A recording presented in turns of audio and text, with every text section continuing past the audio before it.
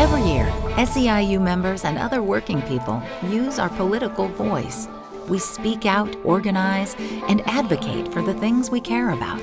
Every year we have to go to Sacramento and try to convince the politicians that this is not a political football, these are people's lives. It's just made a lot of difference in our lives to have, IHSS. If we do not have enough social workers to do the work that we do every day and keeping children safe, it's horrific to think of what can happen and what does happen.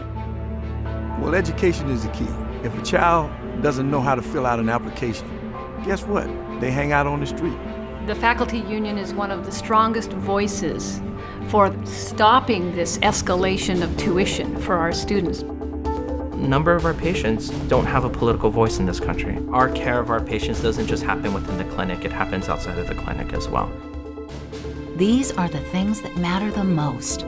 But Proposition 32, an initiative on the ballot in November, will make it impossible for us to speak out and be heard. It's going to make it ever so difficult for us to have a voice. We will not have a voice.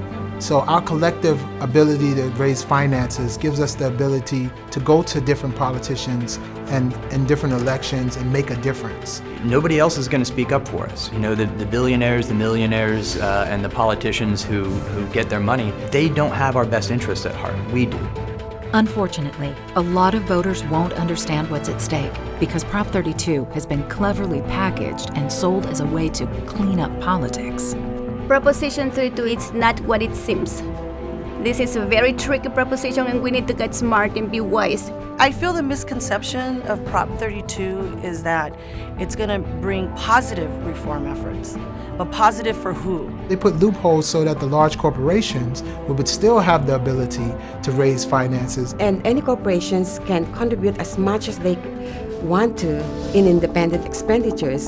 So that gives the power to the super PACs, the corporations, and the billionaires and takes it away from the working man. There's a reason the wealthy right-wing backers of Prop 32 have deliberately exempted themselves.